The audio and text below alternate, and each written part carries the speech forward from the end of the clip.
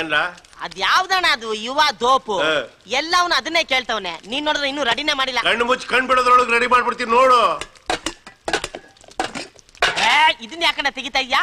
ನಿನ್ನೆ ಮೊನ್ನೆ ಅಳ್ಸಲು ಯಾವ ಬೇಕು ನನ್ ಮಗನು ಇಲ್ಲ ಅಂದಿದ್ದು. ನೋಡ್ತಾ ಇರು ನನ್ ಕೈ ಚಳಕನ ನೋಡು. ಅಯ್ಯಯ್ಯೋ ಅಲ್ಲಣ್ಣ, ಅಯ್ಯೋ ಗಬ್ಬು ವಾಸನೆ. ಲೇ ಬಾಯಿ ಮುಚ್ಕೊಂಡು ನಿಂತ್ಕೊಡು. ಬೇಕು ನನ್ನ ಮಗನೇ, ಇವತ್ತಿನ ಸ್ಪೆಷಲ್ ಅಂದ್ರೆ ಇದೆ ಕಣ್ಲ, ಯುವ ದೋಪು ಅಂದ್ರೆ ಇಡ್ಲಿ ವಡೆ ದೋಸೆ ಪೂರಿ.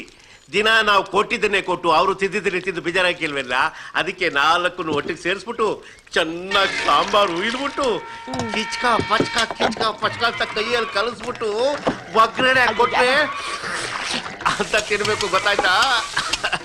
ಇದನ್ನ ನಾಯಿನೂ ತಿನ್ನಲ್ಲ. ಜಾಸ್ತಿ ಮಾತಾಡಿದ್ರೆ ಮೂತಿ ಮೇಲೆ ಕುದಿಯ ಎಣ್ಣೆ ಹಾಕ್ಬಿಡ್ತೀನಿ. ತಾಡಾಗ ನನಗೆ ಬುದ್ಧಿ ಹೇಳಕ್ ಬರ್ತಾನೆ ಚೀಂಪಾಂಜಿ ನನ್ನ ಮಗನ್. ತಗೊಂಬರಲ್ಲ ಬೇಗ ಬರ ಮೂದೇವಿ ಹಾಕೋ ಹಾಕಯ್ಯ. ಇಲ್ಲಿ ಇನ್ನು ಸ್ವಲ್ಪ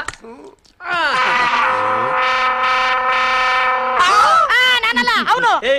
ನಿನ್ಗೆಲ್ಲ ಬರುತ್ತೆ. ನಮ್ ದೊಡ್ಡಣ್ಣ ಕಣ್ಯ, ನಮ್ ದೊಡ್ಡಣ್ಣ ಸ್ಪೆಷಲ್ ಅಂದ್ರೆ ಸ್ಪೆಷಲ್. ಏನ್ ರುಚಿ ಇವ ತೋಪು ಇವ ತೋಪು. ಅಯ್ಯೋ ಅಳ್ಸಿ ನನ್ ಮಕ್ಳ, ಇವತ್ ನೀವು ತೋಪು. ನನಗೆ 5 ಪ್ಲೇಟ್ ಪಾರ್ಸಲ್ ಮಾಡು.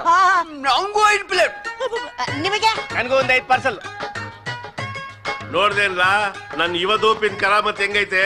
ನಿನ್ಗೂ 1 ಪ್ಲೇಟ್ ಕೊಡ್ತೀನಿ, ಚೆನ್ನಾಗಿ ತಿನ್ಬಿಟ್ಟು ನೇರ ಸ್ವರ್ಗಕ್ಕೆ ಹೋಗ್ಬಿಡಿವಂತೆ ಬಾಕಂದ. ನಮ್ ಮಂದಿಯವ್ರ ಹಣೆಗೂ ಬೇಡ, ಒಂದ್ ಸ್ಪೆಷಲ್ ಟೀ ಮಾಡ್ಕೊಡು ಸಾಕು. ಒಂದು ಕೇಟಿನ ನಿನ್ಗಿಲ್ಲಂತ ಯಾಕೆ ಕಂದ ಬಾಬಾ.